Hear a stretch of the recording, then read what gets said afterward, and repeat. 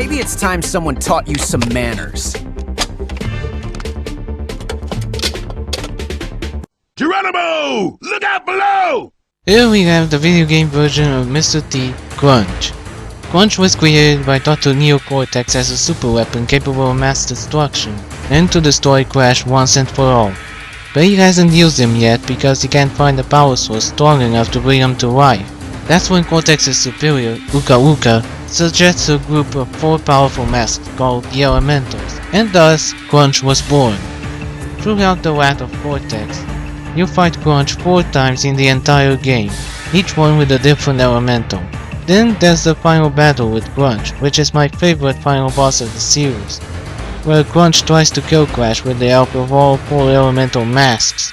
After that, Grunge snaps out of Cortex's control, and his first instinct is to introduce his fist to Cortex's face, and not in a friendly way. But Crash and Aku Aku tell him that the space station is about to self-destruct, so they decide to flee back to Earth. But Grunge throws his gratitude towards the Bandicoot and becomes part of the family. During his time with the Bandicoots, he started to act like a big brother to Crash and Coco, often acting like the leader of Team Bandicoot and telling them to do chores like folding the laundry and brush their teeth. Now let's list the reasons why I like Grunge.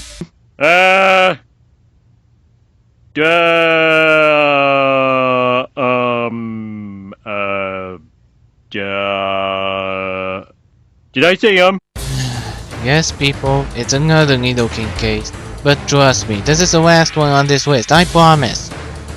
I can't really explain why I love Grunge so much, I just do.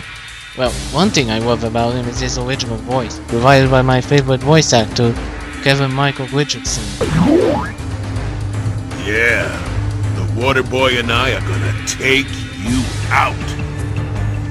Ooh, I'm gonna rip you limb from limb. God, that voice is so awesome. So overall, Grunge is an awesome character that I would be glad to have as an older brother. As long as he doesn't make me do too much exercise. Finally, I get to wrap my fingers around your puny orange neck. Maybe it's time someone taught you some manners. What good is an intellect if you can't use it? Hailing from the Metal Gear series, we have the badass cyborg ninja himself, Riden. I know I said in my top 15 franchises that I never played any game from the Metal Gear series, so why is he on the list? Same reason Cat from Gravity Rush is on my list. By that I mean, Riden is in PlayStation All-Stars Battle Royale as a playable character and one of my mains. So if you don't think it counts, too bad, cause this is my list. Anyway, Riden is one of the most powerful characters from the roster, with his lightning fast sword combos and devastating super moves that can make the other players piss themselves in fear. Now on to his design. Do I even need to say anything? He's a badass cyborg ninja, armed with a powerful lightning sword that can cut through almost anything. That's so badass that even the snobbiest people would shout "Holy sh!" for how much freaking awesome he is. Many people see Solid Snake as their favorite Metal Gear character, let alone their all-time favorite video game character. And I can see why. Snake is probably one of the best and manliest characters ever created, and he is considered by many gamers the video game counterpart to Chuck Norris. I really need to stop making that joke. But the reason why I picked Riden over Snake was, again, I never played any game from the Metal Gear series, so I put Riden on the list instead of Snake.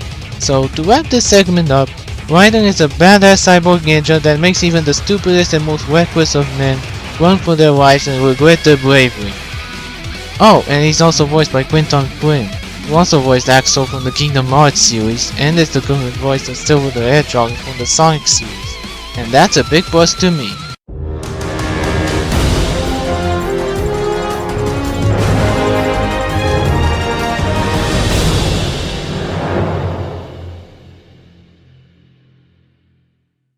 Maybe it's time someone taught you some manners.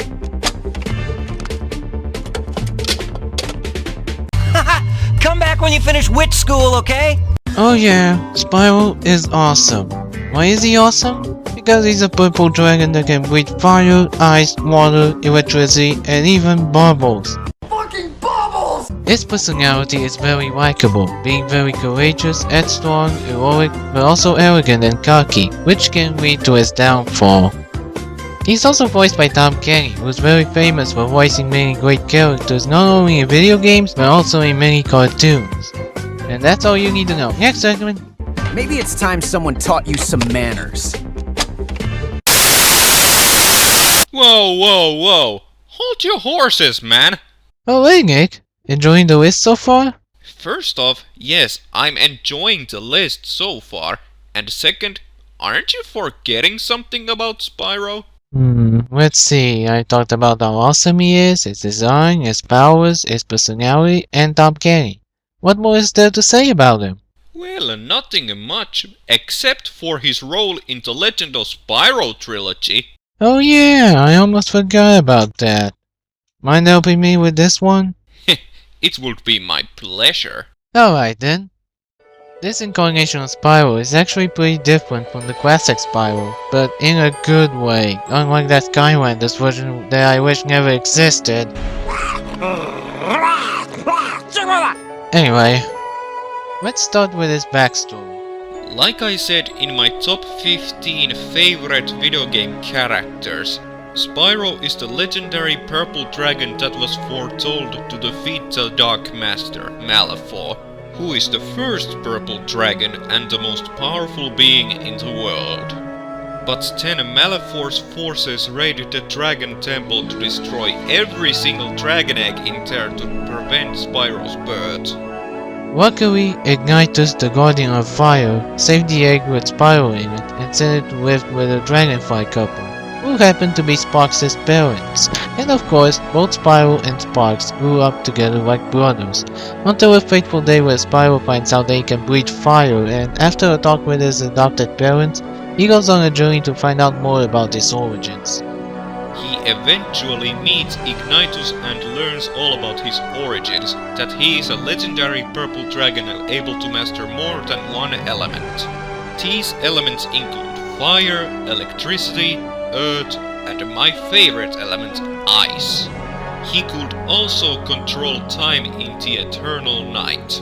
But he lost that ability when he encased himself, Sparks and Cinder in a crystal at the end of the game. What I absolutely love about this Spyro is his personality.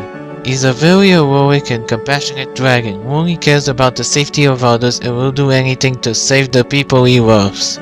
This is noticeable in his relationship with Cinder, as he actually risks his life to save her after being freed from Malifaux's influence at the end of A New Beginning, and is constantly giving her a chance to live a normal life in the eternal night. And he also stopped the end of the world when it seemed like it was already too late with just a small thought.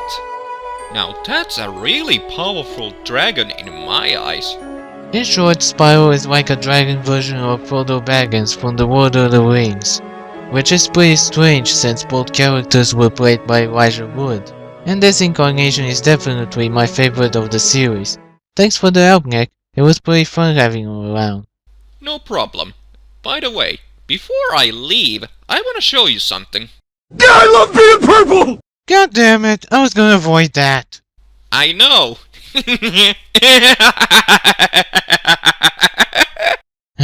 Whatever. Next segment.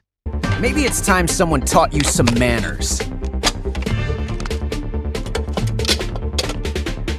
sorry! I was checking out Mean Chow's muscles, which is why I'm... Next up is everyone's favorite sweetheart, Bianca. She started out as one of the protagonist's childhood friends / rivals, often picking the starred Pokemon whose type is weaker than the one you've picked. Throughout Black and White, she was shown to be strong and determined when she embarked on a Pokemon journey despite her father being against it. He even goes as far as following her to Nimbasa City to forbid her from being a Pokemon trainer. Until Eliza, the Nimbasa gym leader and supermodel extraordinaire, convinces him to let her pursue a dream. In Black and White, you often see the recurring theme of truth and ideals, with Bianca representing those who seek the truth. Even Aang knows that by saying that she had to face the truth that not everyone can grow stronger as a trainer. She also often admits that she's not as strong of a trainer as Sharon or the protagonist, and thinks about what she can do with her wife, whereas Sharon, who pursues ideals, thinks about what he should do with his wife. She decides to research and learn more about Pokemon with Professor Juniper, eventually becoming an assistant in Black and White 2, where she gives the protagonist his or her starter Pokemon. But the main reason why I love Bianca is her role in the anime, where she's unbelievably hilarious. Every time she knocks Ash into a body of water, checks her incredibly messy and unorganized purse, acts really clumsy, gets too excited for something, tries at all costs to capture a cute Pokemon, and seeing her fail at it, and gets fascinated by muscle-bound Pokemon, I burst out loud with laughter. Okay, that last one is a little weird, but I'll let it slide. As for her personality, like I said, she's a very sweet airhead who's also clumsy, easily excitable, and comes up with the oddest schemes to catch a Pokemon, which makes for an outstanding comic relief character. She's also pretty cute, and like Cat from Gravity Rush, I would totally date her if she was real.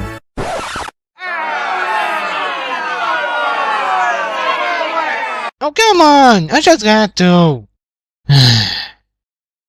Let's just wrap this up. In conclusion, Bianca will always be my sweetheart and my favorite blonde girl in video games. Even when Gen 6 introduces another sweet girl to the franchise.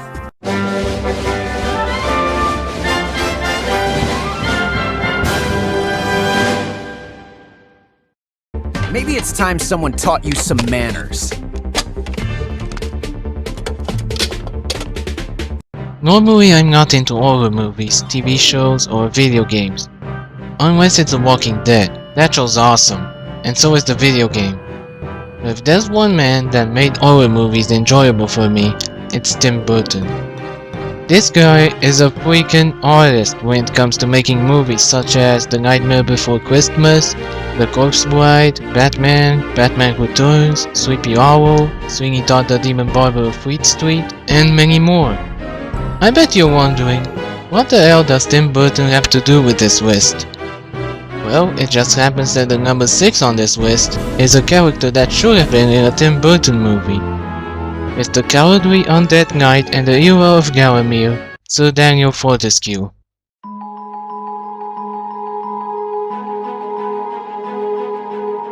Where do I begin with this awesome character?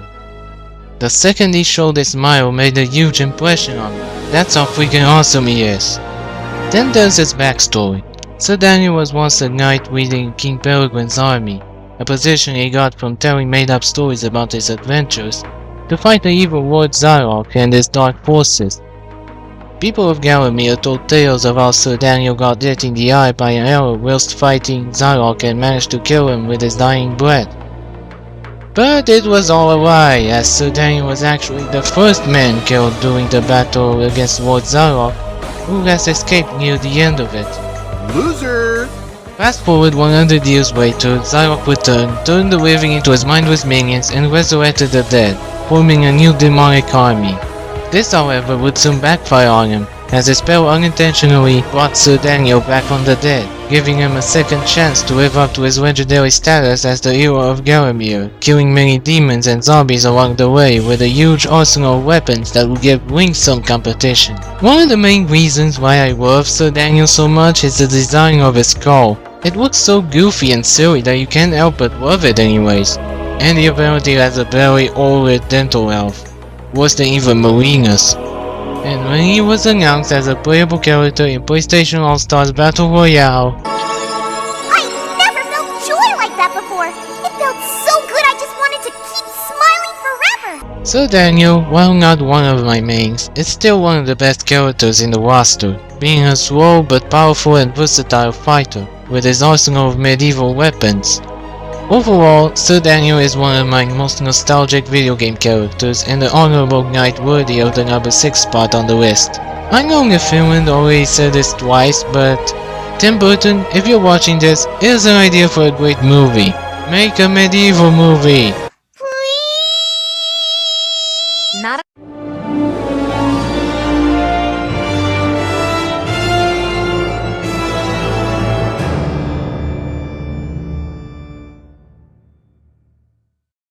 Maybe it's time someone taught you some manners. You realize this ship has an ejector seat, right? Usually when people pick between Ratchet and Clank as their favorite character from the Ratchet and Clank series, they usually pick Clank, and I don't really blame them. Clank is a very lovable robot. He helped Ratchet lots of times throughout the entire series, and all the while pulling out some of the funniest wisecracks ever. It is fortunate cryosleep does not work on robots.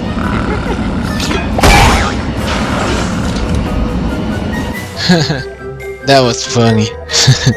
But as much as I love Clank, I just happen to love Ratchet a little more. Say what? Why do I love the short, heroic, and headstrong Wombax more than its small robotic partner who is definitely not a sidekick? Well, for one, its personality.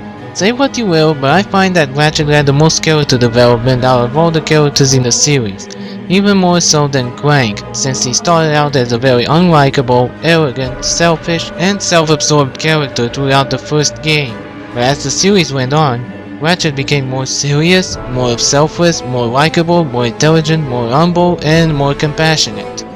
Some games where these changes to Ratchet's personality are noticeable are the first Ratchet and Clank game, where he was a huge jerk who never took anything seriously but became more likable and more serious at the end.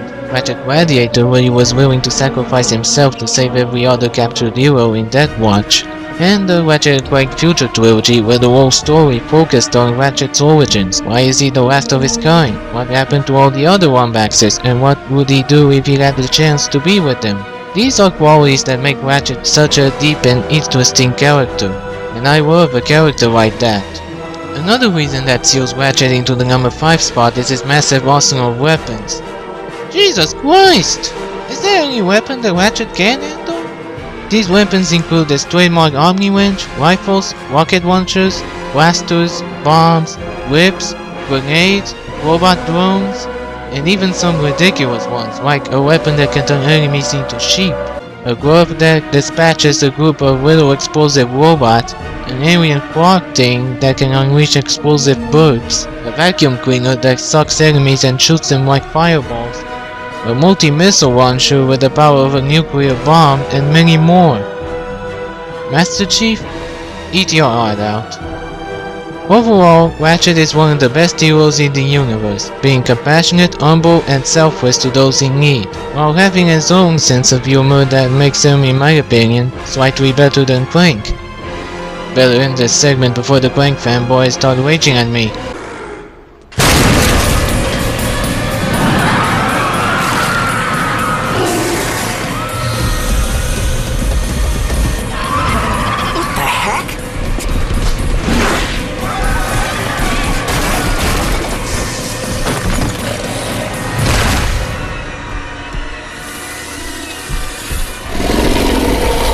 I'll be right back.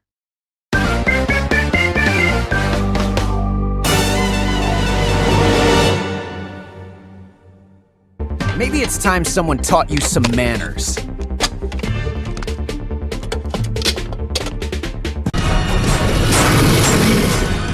Metal all around. Just gotta get him in the middle. Right there!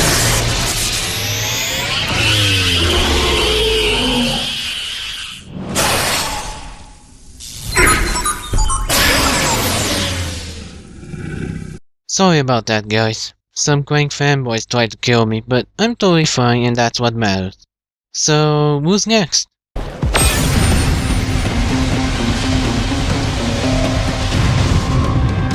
beast can ride. Oh, hell yeah! McGrath is awesome. Remember when I said that cat from Gravity Rush, whom I swear I'll never stop talking about, reminded me a lot of the X-Men? Well, the same can be said for McGrath, since he's the Conduit, which is this series' interpretation of mutants. Let's begin with his backstory. McGrath was just a simple mic messenger, a job he took mostly just to piss off his parents. Until one fateful day, when he had to deliver a package to someone to somewhere in the historic district of Empire City. He opened the package and it exploded, destroying half of the city and killing thousands of people. This, however, resulted in Cole gaining the power of electrokinesis.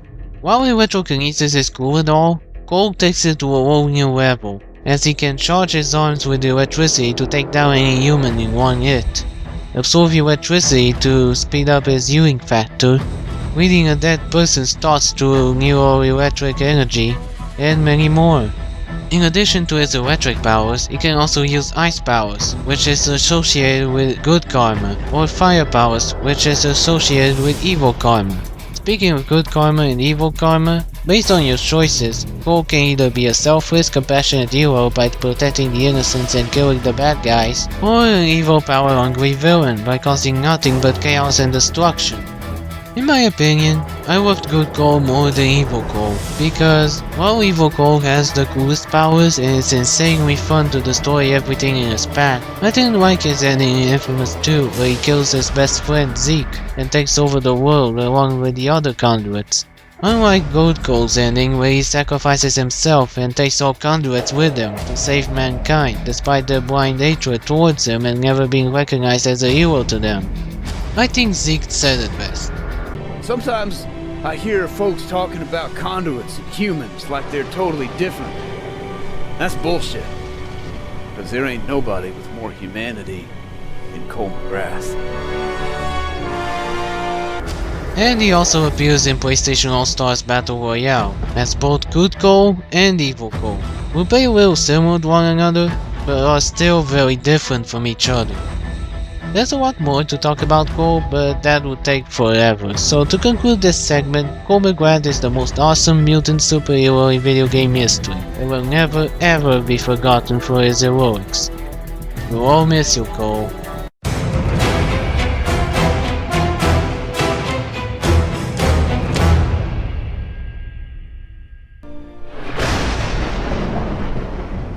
Maybe it's time someone taught you some manners.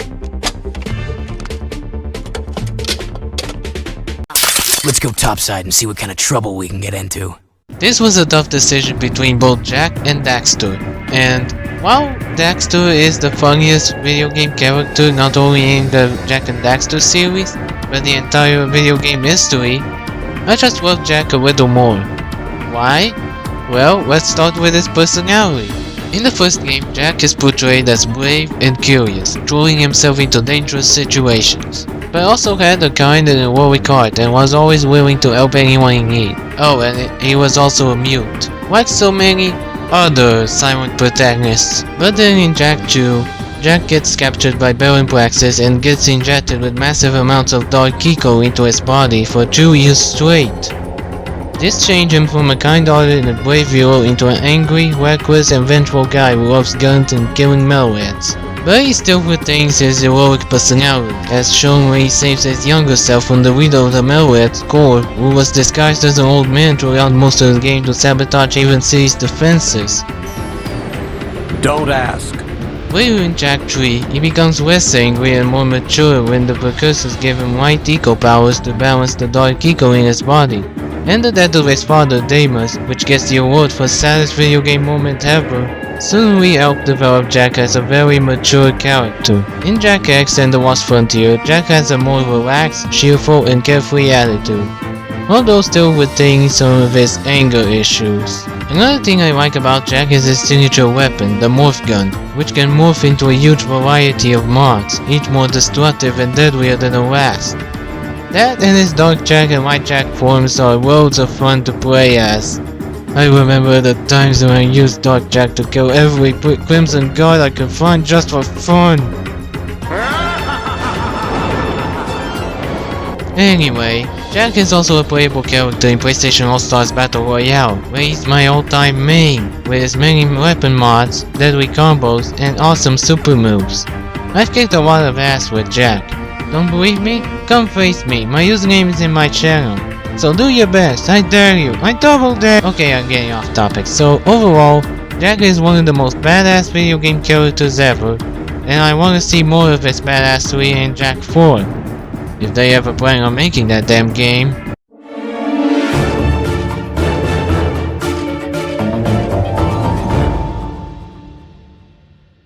Maybe it's time someone taught you some manners. Admit it, the moment you saw the title of this countdown, you knew she would be on you. I'll get you, Cooper! Ah! If you have seen my intro parodies, top 15 favorite video game franchises or series, or my segment in the gaming family's top 20 females in gaming, you would know that I freaking love Inspector Carmelita Fox from the Sly Cooper series. I bet you expected her to be number 1 on the list. Well, sorry to rain on your parade, but I never said she was my all-time favorite video game character. I only said that she was my all-time favorite female video game character. Anyway, Carmelita is an anthropomorphic vixen who works for Interpol, capturing all sorts of criminals and bringing them to justice with astonishing ease. However, one criminal that always manages to escape her hammers of justice is her love interest, Sly Cooper, an anthropomorphic raccoon with descent from a long line of master thieves. Whenever Carmelita fails to capture Sly, she always bursts with anger and vents her frustrations towards her unlucky criminal captives. Sure hate to be them right now. In the first Sly Cooper game, she was only there to serve as an obstacle to the Cooper gang, and as a damsel in distress at the very end. But in the second game, she gets a bigger role as she becomes partners with that bitch Nua as a favor to the Contessa. But this eventually bites her in the ass as Nua frames her for being part of the Cooper gang and answer to the Contessa, who tries to brainwash her to take the blame for her crimes as a member of the Claw gang. But thanks to the Cooper gang, she is freed from the hypnotic spell and seeks revenge on the Contessa. After that egotistical bitch Nua takes credit for her capturing the Contessa, Carmelita is forced to escape her forces with Sly, and later in Canada, she captures Murray to lure Sly and Bento into custody. But she actually treats Murray with kindness as she brings him a bag of jelly beans and makes sure he's comfortable in his cell. Later, she assists the Cooper gang in taking down Quaqua, with Nua in Quackwork's body. And there's one of the reasons why I love her so much. She smashes the H-chip that kept Quackwork alive to kill off that Sigma Vega wannabe bitch Nua. She becomes a playable character in Sly 3 Honor Among Thieves, where she's worlds of fun to play as, with a powerful shock pistol and the ability to jump unusually high in the air. But by far the biggest reason as to why I absolutely love Carmelita is her role in Thieves in Time. Oh, by the way, spoiler alert!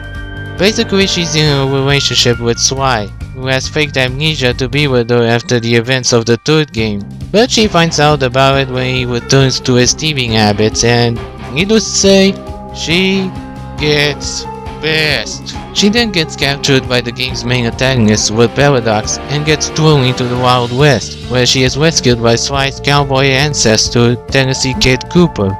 From that point, she flirts with Tennessee just to make Sly jealous. That is, until they go to the Ice Age and Carmelita, still pissed at Sly, storms off to be alone with her thoughts. But then she comes back and has come to this conclusion. I caught up with the ringtail to give him the intel I'd gathered on Grizz. Half of me still wanted to slap the smirk off his face, but the other half wanted to talk. Working on my own these past few days had given me time to think, and I'd realized some things. Sly may have been lying to me the whole time in Paris, but I'd lied to myself as well. In my heart, I knew something was up, but I didn't want to admit it. I wanted to believe he'd changed, that maybe I'd changed him. But Sly was who he was, and I had to accept that. Although this crazy time-traveling business had given me a new perspective on that too. In the past, I'd always chased Sly, arriving on the scene after the fact. But now that I'd fought alongside him, with Bentley, Murray, and his ancestors, I had to admit a newfound respect. We aren't really so different. We both fight for justice. We just do it from opposite sides of the law. The question is, can I live with that? Honestly, I don't know. But for now, perhaps it's enough that I see things more clearly, and that we have a common enemy in Le Paradox. Because I am not going anywhere until I put that stinking weasel behind bars! Yeah, take notes, ladies. This is how a real woman should be like. Intelligent, kind-hearted, strong, independent, tough, and knows how to accept things for what they are. Now that is a perfect woman in my eyes. She also gets extra points for being voiced by Greta Weil, one of the greatest voice actresses in the whole universe. So overall, Carmelita is the most respectable and likable female role model in the whole world. unlike the ones we have nowadays. I'm talking to you, Kardashians. And I wish I could date someone like her.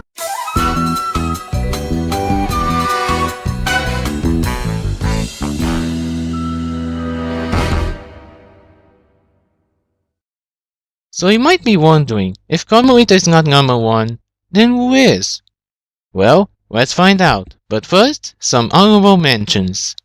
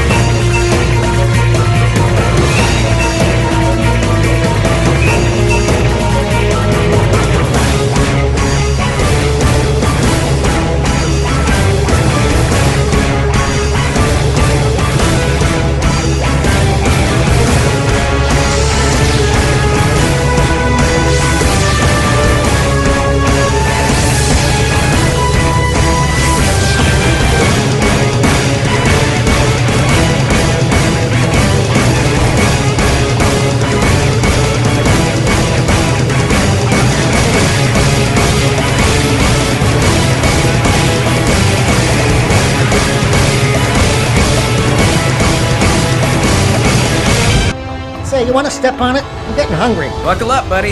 Let's see if we can get back in time for lunch. The number 1 on this list is a character that is so awesome that he makes every single character on this list look really lame in comparison. A character so badass that he makes Chuck Norris his wordless slave.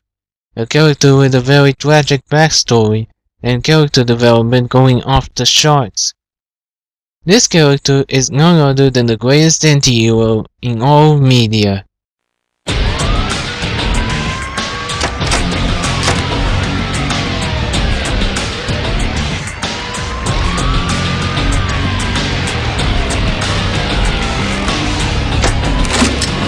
This freaking character is the best anti-hero to ever been brought to light. Shadow the Hedgehog has the coolest voice, I assure you, Sonic, I'm no imposter. the coolest personality, the coolest backstory, the coolest design, the coolest everything!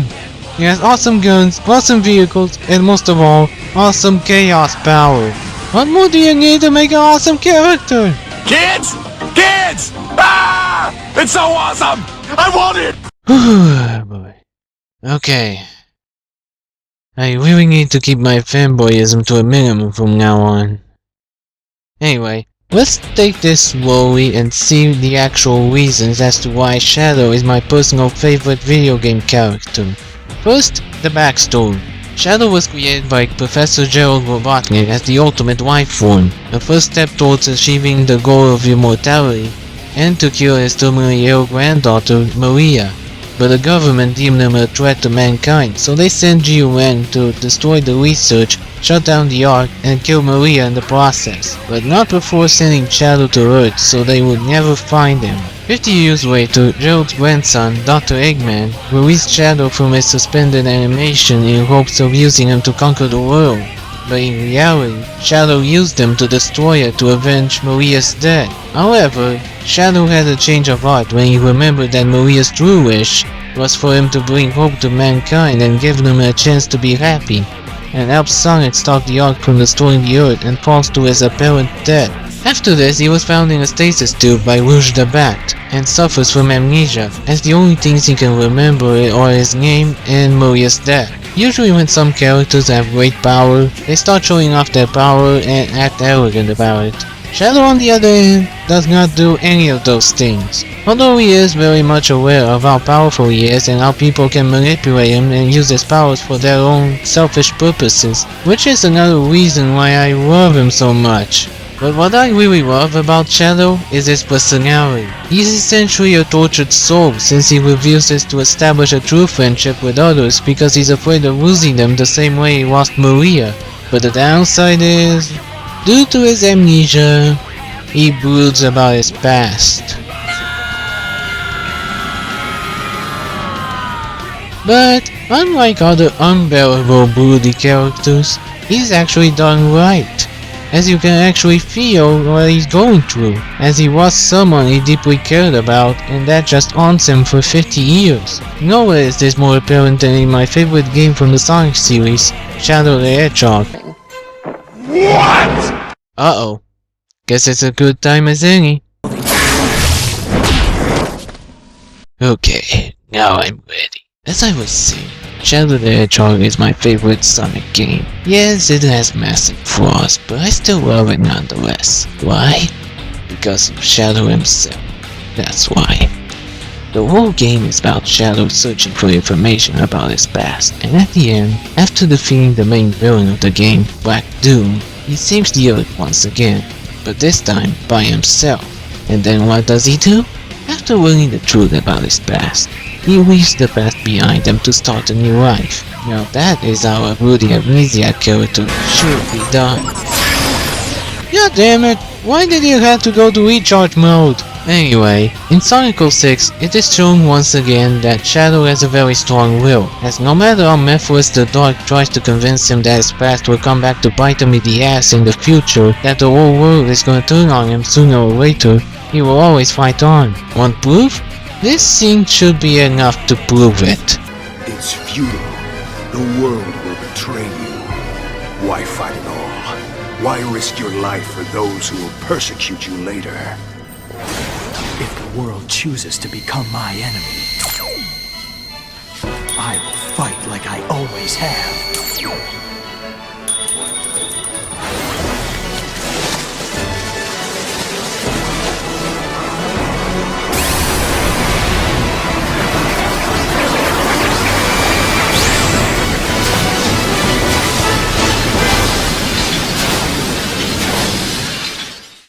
That's just as badass and epic as it can get, people. His relationship with his rival Sonic is, like Waffle's minion said, varied, but he mostly dislikes him for being an immature show-off. In fact, his relationship with other characters is what makes him even cooler, as he developed strong bonds with Rouge and E123 Omega, and he has a lot of respect for Dr. Eggman.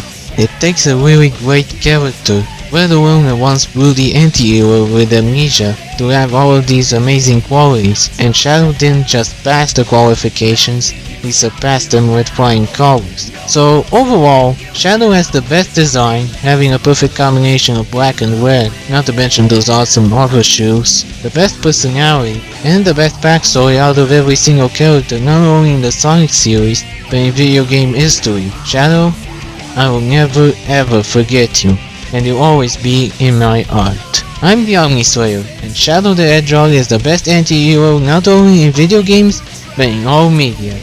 See you guys next time.